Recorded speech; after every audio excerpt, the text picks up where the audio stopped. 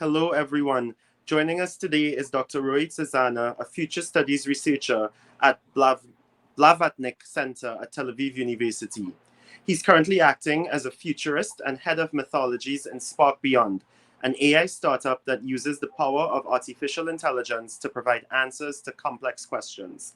Previously, Roy had been a lead researcher in X Prize, an organization which creates massive competitions with tens of millions of dollars in prizes to solve humanity's greatest challenges. Dr. Tsezana has led the research in the organization about human longevity, which should eventually and hopefully lead to the development of treatments to stop and reverse aging.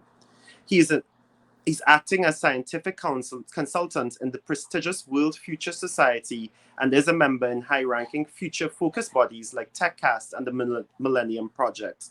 Dr. Tsezana has authored several best-selling books, Guide to the Future, Rulers of the Future, about the future of technology and society. His books have been translated to several languages, and the latest one has been described by the Israeli Secretary of Treasury as, quote, a book every politician should read. Roy, thank you for being on with us today. I really, really appreciate it. Before I get into everything, I want to just talk about how things have changed in Israel for many people. You yourself, you're a futurist, but you're giving interviews and you're trying to get the word out. Why is it that you see the necessity to do this? Well, unfortunately, there is lots of fake news and also just confusion about the state of things in Israel and in the Middle East in general. So I guess what I'm trying to do, along with many others, is to set things right, to show people just how complicated the situation is, and to explain to them how the information that they often receive may be distorted or biased, and that life isn't black and white, and there is much to discuss about what's happening in the Middle East. So that's what I'm doing right now. I'm glad, Roy. I'm glad that you're taking on this role. It's really, really important that you clear up the misconceptions. Roy, before we get into the interview, could you tell us a little bit of where you're joining us from?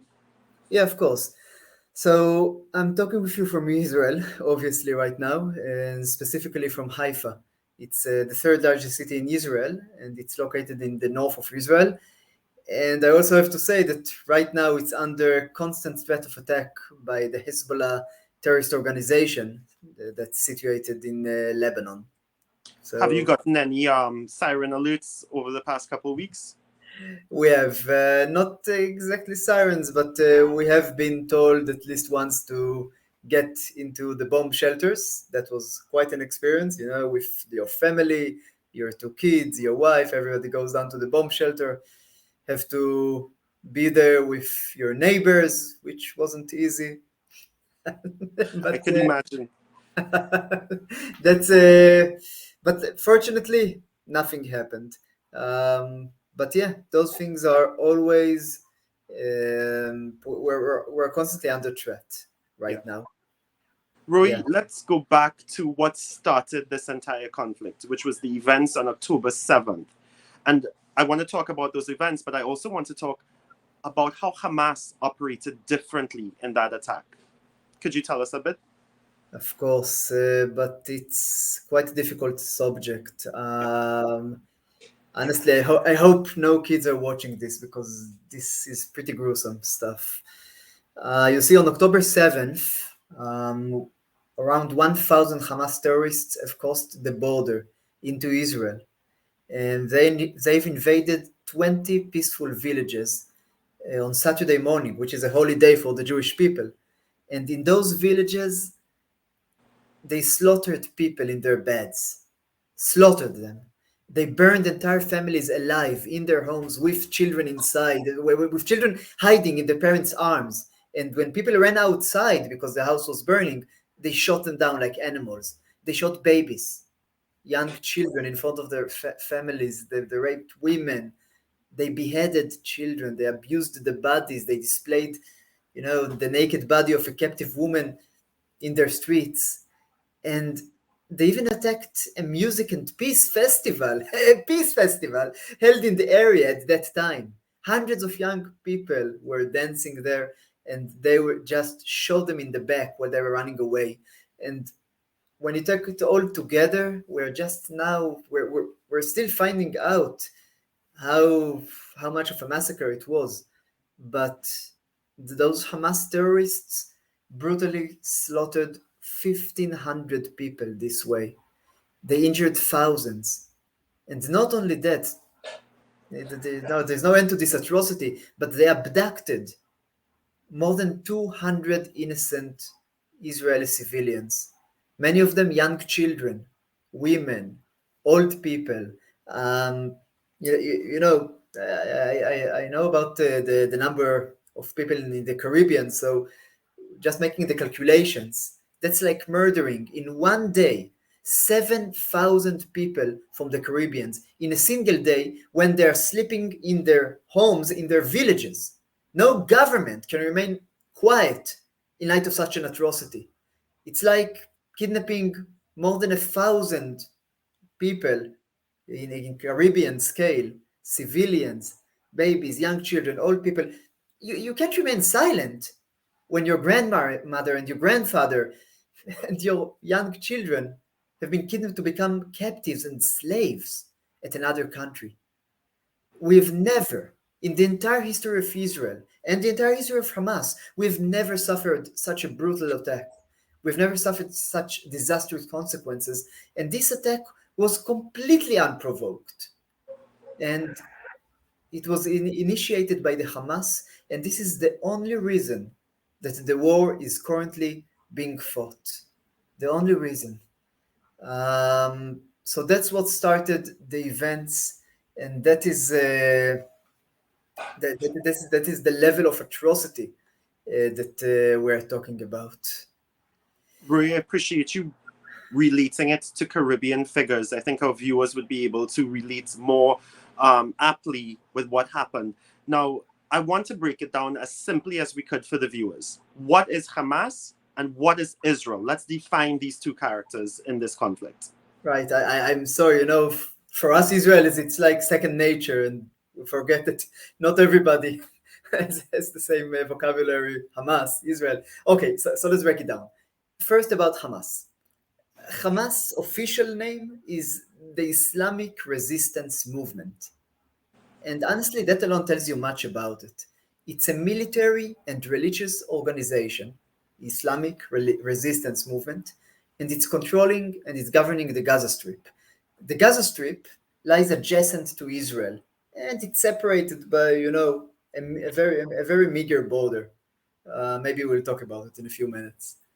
Now, Hamas is the representative of the people of Gaza because it has risen to power in democratic elections held in the Gaza Strip in 2006. But it's not as easy as that, because 1 year later, Hamas took total control over the Strip in 2007, and since that time, there is no other party in the Gaza Strip.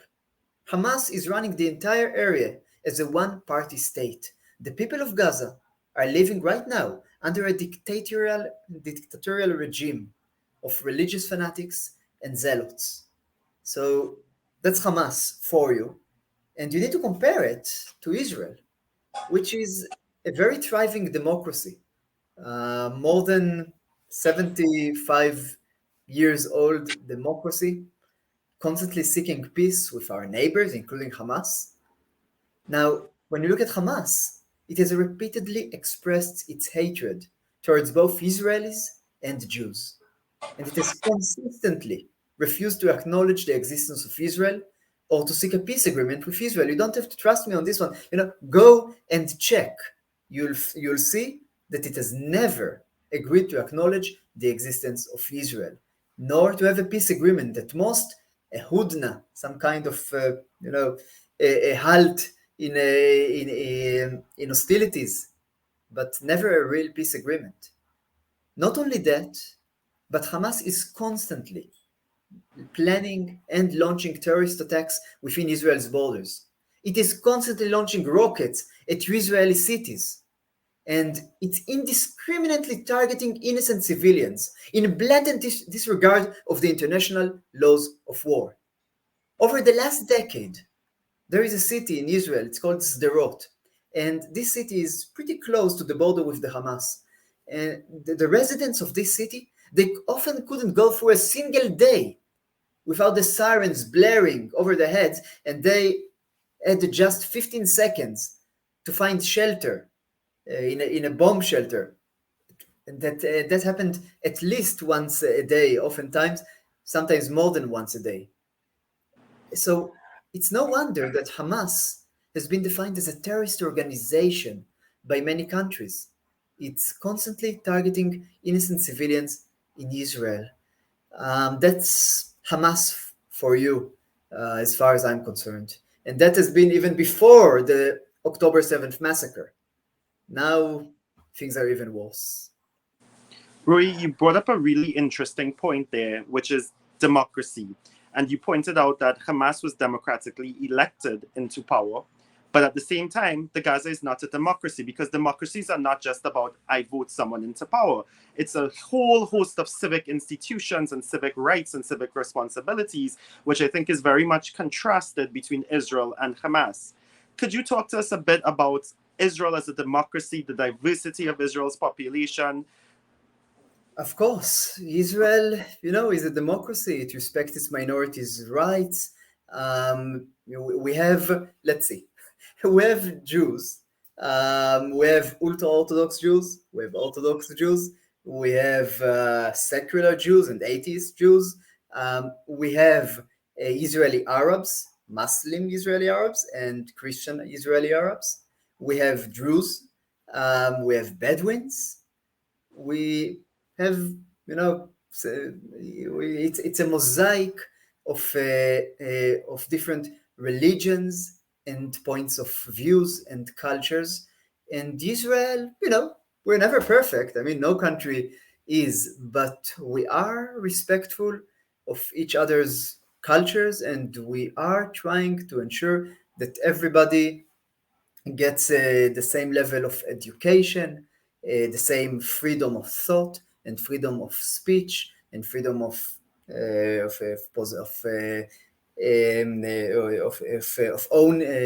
owning land, and on and on. Um, Again, there are many things that I personally am not happy with when it comes to the Israeli government. Especially this year, there've been plenty of demonstrations because some aspects of the government are being conceived as if they are trying to change the rules of the game and to reduce the power of the judicial branch in Israel. But at the very same time, Israel is a democracy, and certainly so much more of a democracy than all of our neighbors around us. So, yeah, that's Israel for you. Beautiful answer, Rui. And I want to point out that you live in Haifa, which is one of the most mixed cities in Israel in terms of Arabs and Jews. I'm sure you have Arab neighbors and you have everyone walking down the street together. It's a beautiful Of course. example of coexistence, Haifa. Yeah, I mean, I studied in the Technion, and there are around 20%, maybe even 30% of the students in the Technion, which is like the MIT of Israel. 20 to 30% of them are Israeli Arabs, and that's great. We coexist, we live together. Um, I wish every place in the world could would have the same kind of shared living and peaceful coexistence that we have in Haifa. That's a lovely blessing. And I hope the world eventually gets to a place to be like Haifa. And one thing I do want to point out to our viewers, because we do have a large Baha'i population in Trinidad, is Right, that right. Haifa is the largest, is where the headquarters of the Baha'i organization is. And it's a beautiful cascading garden. I want to switch back to Hamas. And a Mhm. lot of comparisons are being made that Hamas is ISIS or Daesh, as you say in Hebrew. Is it fair to say that? Is it fair to make that comparison? Well, yes and no. If you ask the scholars, they'll tell you no. Obviously, Hamas isn't ISIS because there are certain differences. And by the way, Hamas and ISIS are enemies, rivals, or at least they used to be when ISIS was in power. But at the very same time, there are certainly some similarities between Hamas and ISIS that I think lend credence to this kind of comparison. For example, both organizations advocate for, and I quote here, a struggle against the Jews. It's that simple, struggle against the Jews. Both organizations deride peaceful solutions to the Arab-Israeli conflict. Both of them call for mass murder of Jews and Israelis. And both organizations, very obviously, are very fervently religious. Just to make sure you know, Hamas governs in accordance with the Sharia law, the Islamic law. So it enforces, for example, a certain dress code for women, and it enforces gender segregation in public. It has absolutely no regard for liberal concepts. In fact, it's mocking them outright. So it represses the Gazan media, civilian activism, political opposition. I mean, honestly, I'm a liberal and a humanitarian, and I feel bad. Honestly, I feel bad for the people of Gaza who have Hamas as their representative and as the governing authority, just as I feel bad for the people of Iran for having that zealous and fanatic regime forcing them to act in a certain way. So, yeah, and now that I said that, it just might be that Hamas is even more dangerous than ISIS for the peace of the world, because while ISIS essentially made an enemy of, well, honestly, everyone, Hamas, right now, it looks like it has the support of Syria, of Qatar, of Iran, and quite possibly Russia as well. So it just might be that when you look at the grand picture of things, Hamas may be even more dangerous than ISIS. Yeah. When you look at it, really, you pointed out that this is a struggle against the Jews, both Hamas and ISIS. And what Hamas called for, I think it was the week after, is a global jihad against Jews. And we're seeing an enormous rise against Jewish people around the world. I think people are missing that point, that Hamas is very much virulently anti-Semitic. So thank you for bringing that up and Not, explaining. I have to say for a second, it's not just anti-Semitic. I mean, yes, obviously it's anti-Semitic, but it's so much more than that. I mean, I get so upset when I see progressive and liberal people supporting Hamas. What do you think happens in the streets of Gaza, for God's sake? It's crushing people's rights. What do you think would happen if Hamas had to say about how the world should revolve? It would do the same. You're placing your support in an organization that completely crushes human rights. And I'm almost ashamed that liberal people would support that kind of an organization, would support the subjugation of other people. Maybe you don't like Israel. Okay, don't like Israel. It's okay. Sometimes I don't like Israel too. That's fine. But understand what the enemy is doing, because Israel is a democracy. If you don't like some decisions by Israel, no problem. We can change. We can vote other people into the office. But think about what Hamas is doing. It's the same as Iran. And look what's happening there. It's worse than Russia. And look what they are doing there to their minorities. Is that the kind of organization that you want to support? Is that where you want to be placed in history? That's where you want your support to be at? It's astounding to me, and it's truly aggravating that this is what people believe. Yeah, Rui, I Yeah, think sorry for my outburst, man. no, that's fine, because I think it needs to be said. I don't think liberals who support Hamas realize what they're supporting. The Christian population in Gaza has completely been decimated by Hamas.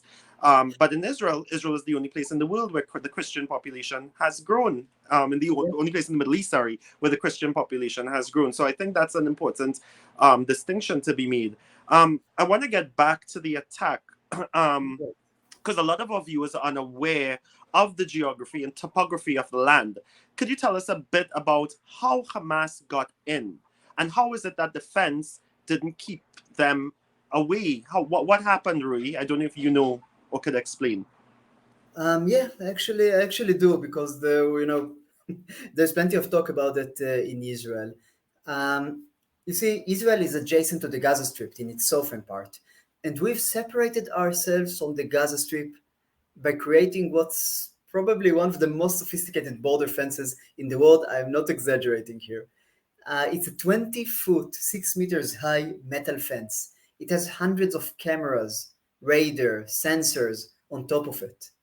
Under the fence, you have an underground concrete barrier with sensors to detect terrorists who might try to burrow through the underground barrier. And this entire fence is 40 kilometers long.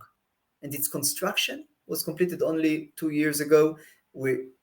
Honestly, we're trying to separate ourselves from them. Do you want to have your own dictatorship? Sure, go do it someplace else. That's in the Gaza Strip. We're in Israel. We're staying on our side. But what happened on October 7th is that Hamas broke through the fence by using a combination of techniques.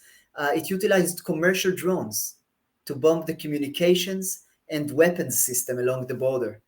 At the same time, it fired rockets into Israel as a distraction, so that to focus on the rockets, and at the very same time, also sending terrorists on fan-powered hang gliders above the fence. They really wanted in. They blew up the fence using explosives, and then they used bulldozers to topple the fence at several places. And once the fence was down, larger vehicles could come through, and they were carrying armed terrorists. They're carrying ammo and the ammunitions. Sorry, they're carrying ammo and ammunitions. And those vehicles essentially went straight to the military bases on the one hand, and as I said, to around 20 peaceful villages on the other, and even tried to get to the center of Israel. So that's how they did it. Roy, thank you. And you said something at the very beginning of our interview. You said that this attack was unprovoked. And I really think that you need to drive that point home. So it was an unprovoked attack, and Hamas is trying to quote unquote liberate, sorry, Palestine. But how could they do this by terrorizing southern Israel, terrorizing people singing in the streets? How? What did they seek to accomplish? So first, not only was it unprovoked, it was almost a slap to the face, because Israel was actually aiding Hamas. It was actually letting in uh, dozens of millions of US dollars into the Gaza Strip so that Hamas could build infrastructure, could take care of the schools, could govern the Gaza Strip. We wanted them to be a new Singapore, yes, sort of an island nation, but they could do so much there. They did not. And they put most of that money, as we can see now, into military infrastructure. Now, what did they actually seek to accomplish by terrorizing southern Israel? Everybody is still trying to figure that one out. And there are two common conceptions here. One of them is that Hamas was not very happy with the formation of the Abraham Accords. The Abraham Accords are those accords under which Israel essentially made formal peace with the United Arab Emirates. So it started with the UAE, and when Hamas realized that Israel was about to normalize its relations with Saudi Arabia as well, it figured that it would lose so much of the support that it used to get from the Arab world, so it just had to, steer the pot, rock the boat, let the dice stumble, see how they land, and that's what they did. And if that's the entirety of Hamas's plan, then we'll all be very fortunate. Because the other main hypothesis is that Hamas did not come up with this plan on its own, and that this was only the first part of a major war to be waged in the Middle East in the coming weeks. According to this conception, there are three main actors here: Hamas, Hezbollah in Lebanon, and Iran. And they're all working in cahoots together with Russia and maybe even China supporting them indirectly. The expectation is that if and when Israel focuses its attention and its military might on the Gaza Strip, then Hezbollah will attack from the north with something like 150,000 rockets that it has received from Iran. And maybe even Iran will join the fight with its long range rockets. And we've already seen, by the way, some Iranian proxies in Yemen that have recently launched cruise missiles and UAVs, unmanned aerial vehicles, in Israel's direction. But fortunately, these were shot down by the American Navy in the vicinity. I say fortunately, but of course, you might say that this is the beginning of a Third World War, where we have the US sending navy and even boots on the ground to Israel, where we have the German chancellor and the British and French prime minister all coming to visit Israel immediately and state out loud that Israel has their support and the support of the Western world. And of course, Joe Biden coming to visit us. The British have also sent warships and other military, and other units to the area. And I think they are all concerned that if they don't show enough support for Israel, then Iran and Hezbollah would understand that they can attack Israel without any concern for the consequences. And if that happens, then the Western armies might just get dragged into another war at the very same time when they need to keep sending supplies and ammunitions to Ukraine. So that would, of course, make Putin very, very happy. Now, that said, these are just two conceptions. And things are changing by the day here. And honestly, as civilians, there is not much we can do other than watch events unfold and I guess pray for the best. Rui, as I tried to get you to explain the situation there, we explained Hamas, we explained Israel, but a lot of people are ignoring the West Bank and the Palestinian Authority.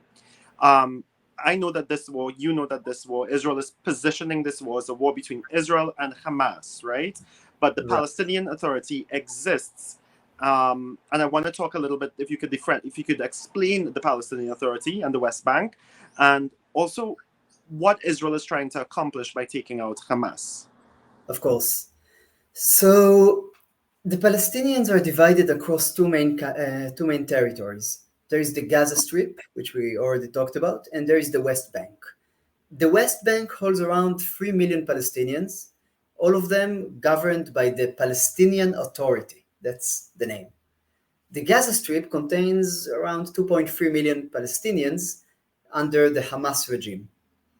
And it might surprise you to learn that Hamas and the Palestinian Authority are sworn enemies. In fact, Hamas has ousted the Palestinian Authority from the Gaza Strip and took its place there. Now, Israel has a tenuous peace with the Palestinian Authority. We are working with them, end in end. We are trying to prevent terrorist attacks in the territories and in Israel. But Hamas, on the other hand, has never agreed to even acknowledge Israel's right to exist, not to mention make peace with Israel. And it's going to be very interesting to see what happens after this war, because I fervently hope that we will drive Hamas away from power. And I hope that whatever authority, agency, organization replaces the Hamas we'll be able to make peace with it. Roy, thank you. I think it was really interesting to see that President Mahmoud Abbas condemned Hamas roundly. I think he realizes this is an opportunity for perhaps the Palestinian Authority to get back into power in Gaza. I mean, Israel has not commented what the next steps will be the day after the war, the day after Hamas has been ousted. I think because Israel is still unsure about who should come in, and it wants to protect its options as well. So I Yeah. guess we'll see how it unfolds. We have to bring up at this point because a lot of people are basically baying for Israel to stop right now because of civilian casualties on the Palestinian side. I don't want us to also forget civilian casualties that are ongoing on the Israeli side. So let's talk about civilian casualties as a whole. Oh, it's a very painful subject for me because I can't hide it and I don't want to hide from it. There are significant civilian casualties on the Israeli side on October 7th mostly, but there are very significant civilian casualties on the Palestinian side over the last couple of weeks because the truth is this is war. We are at war with the Hamas. And innocent people, it's hateful for me to say this, but innocent people get hurt and get killed in wars. Now, I can promise you three things. The first is that Israel did not start this war. It began with the atrocious Hamas attack on innocent Israeli civilians. We did not start this war. The second thing that I can promise you is that we do not target the Palestinian population. We are targeting the Hamas headquarters. We are targeting their ammo silos. We are targeting their military and communication infrastructure, and it is well within our right, according to the international laws of war. And war is hell. Yes, it is. But we're trying to minimize the damages both to the infrastructure and to lives. And that said, at the very same time, we constantly see Hamas using Palestinians as meat shields. For example, Hamas command centers, you know where they're located? The command centers are located right under the Al-Shifa hospital in Gaza. So what are we supposed to do in this case? Because we have a murderous organization slaughtering Israeli civilians, and then they are going under the hospital and hiding there. What are we supposed to do? Should we bomb the hospital? We don't. We do not bomb hospitals. In the rare cases where Israel has to attack civilian infrastructure, we first issue warnings so that the Palestinian civilians have the chance to leave the immediate area. And again, Israel is acting here in complete accordance with the international laws of war. We even urged the Palestinian population to leave the city of Gaza because we must take care of Hamas and we don't want to harm any innocent people. But Hamas does not leave us much of a choice. And this is my third point, that it's up to Hamas. Hamas can end this war at any point and Israel will comply. In fact, I want to say something directly, to the Hamas leaders if they are listening here for some reason. Save your people. You have ordered atrocities to be done to the Jewish people. You have ordered them to kill Jewish people. Under your command, Hamas leaders, nearly 1,500 innocent Israeli civilians were butchered, raped, murdered, burned alive, burned alive. More than 200 Israelis were kidnapped to the Gaza Strip. 30 children are still being held hostage in Gaza, and Israel will not rest. It will not rest until we bring our children and our civilians back home and we punish Hamas leaders for their crimes against humanity. So I'm telling this to the Hamas leaders. If you care for your countrymen, put a stop to this. You claim to believe in Allah. Allah, the compassionate, will show compassion. Show compassion towards your fellow Palestinians who are paying for your crimes against humanity right now. Show compassion towards them. Show compassion towards our children that are being held in cages, tied in ropes in your tunnels. Give us our children back. Stand trial for your crimes, and this entire war can stop right now.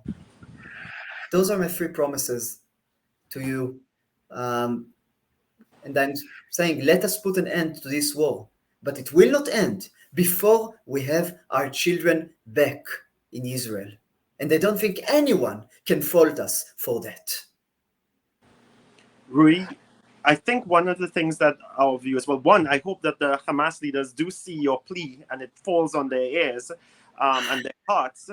Um, One of the things I think for our viewers that they may not be aware of is that Israel has never declared war on Hamas. There have been conflicts. This is the first time that the government has been forced to declare war on Hamas. And you brought up that point about the Shifra hospital. And as you were describing it, I was imagine if the Pentagon would go and set up headquarters in the middle of Manhattan, put themselves in the middle of a civilian population. That's what Hamas is doing. At this point, I really need to address something which I think a lot of the impassioned liberals are falling for, which is calling this a genocide. They are also making comparisons to the Holocaust. Is that fair, Roy?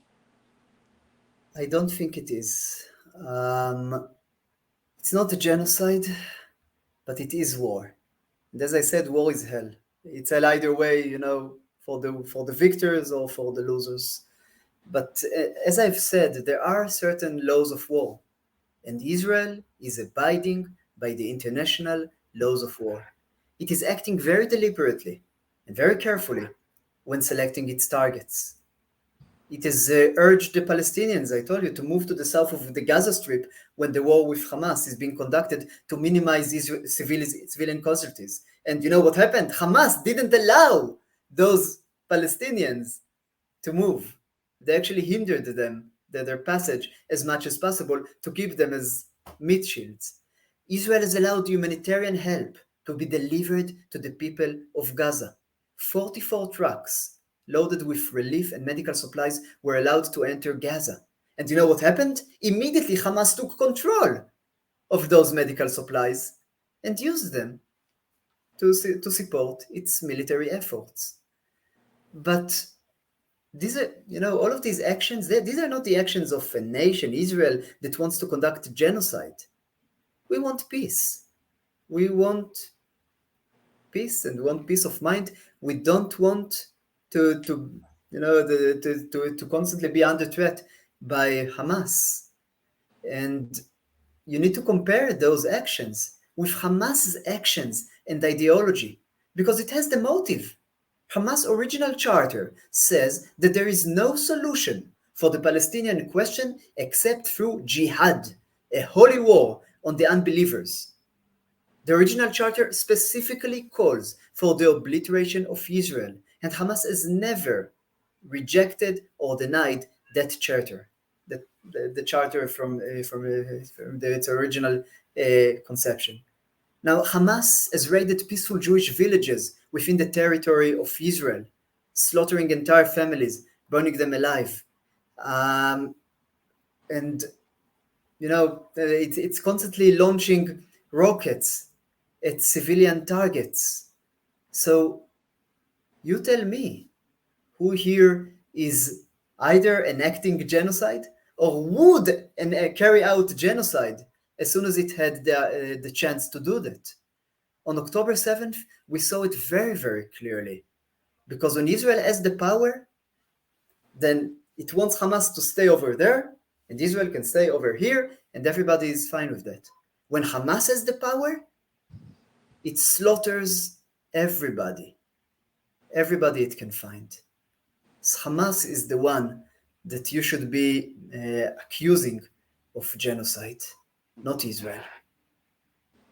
Thank you, Rui, for that very impassioned explanation of genocide. We talked a little bit about this, but tell me about your hopes for the day after the war. Well, my hope is that Hamas will soon be vanquished and will be removed from power. And I really hope that this conflict won't escalate into a regional war. And of course, that goes without saying, I want our people back. Um, my wife is originally from one of those villages that was practically razed and burned to the ground, and she has friends there. She had. We want those people back, and assuming that happens and that Hamas is when we eliminate Hamas, I want peace. We want peace so much. I want to see I want to see peace both for our sake and for the Palestinian people's sake. I want to see Gaza governed by another entity. Maybe it will be the Palestinian Authority.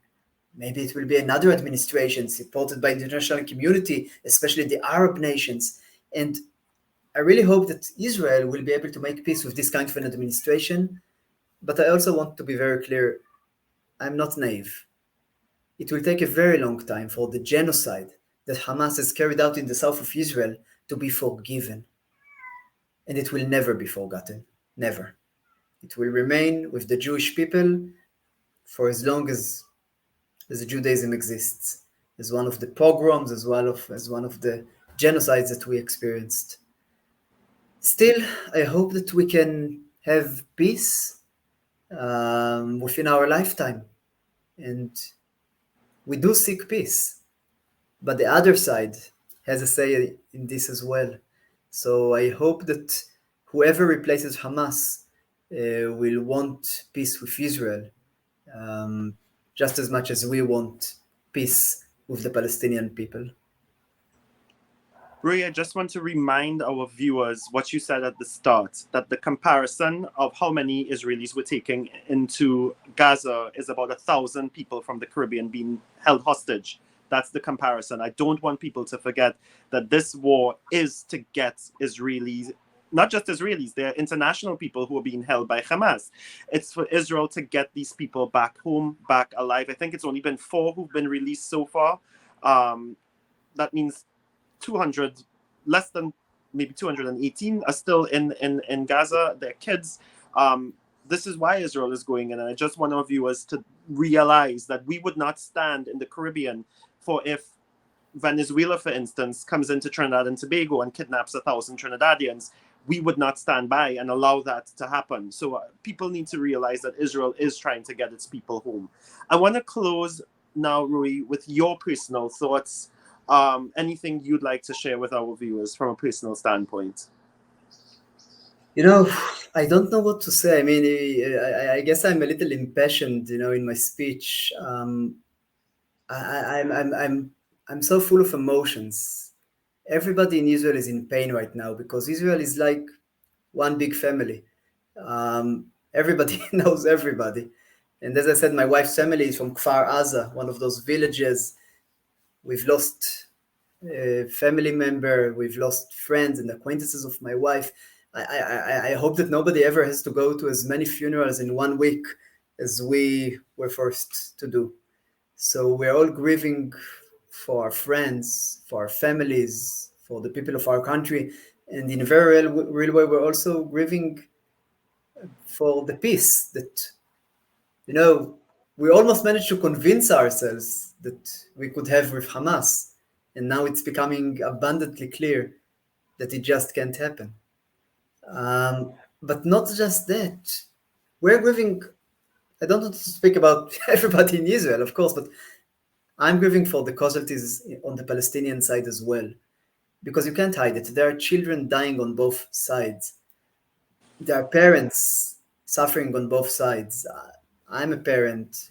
Everybody is a parent. And with each death, we're all becoming more vengeful and more violent. And it's the circle of blood and death and vengeance never ends. But at the same time, this grief that I'm feeling, it only strengthens my resolve. Because yes, we need peace, we yearn for peace, but we can't have peace when Hamas is in control of the Gaza Strip. Hamas is a religious, totalitarian, violent, war-seeking regime. As long as it stays in control in the Gaza Strip, there will be no peace in the Middle East. There will be no peace for Israel. There will be no peace for the Palestinians under Hamas control. So, if you want to protect Palestinians, if you want to allow them to have democratic rule of law, to allow each individual Palestinian express themselves, to have a chance for peace and prosperity in Israel, in the Gaza Strip, in what will be Palestine, to have freedom of religion so that Christians aren't persecuted in the Gaza Strip. If you want all that, then Hamas needs to be removed, and that is what Israel is doing right now. We're trying to remove Hamas from power, and only then will we have a chance at peace. Roy, thank you for that beautiful closing statement and that beautiful closing word, peace. May we see peace, may we see shalom, may we see salam. I don't think that it's a dream that is dead. I think that the dream could be accomplished. It will take a lot of hard work, Yes. a lot of difficulties on Israel's side, but I know and you know that Israel is on the side of peace. And I thank you so much for joining us today, for sharing your views, for explaining the situation to our viewers. And I hope we could have you on at some other time as well to talk about probably your future, your career as a futurist, to have something more Yeah. nicer to talk about. But this is not the time for that right now. The So children first, then the career. yes. Yeah. Thank you, Roey, and it was a pleasure speaking with you, even though it was in some not good circumstances, but I appreciate it a lot, and I know our viewers do as well. Thank you. Take care. Have a good evening. You too. Thank you so much.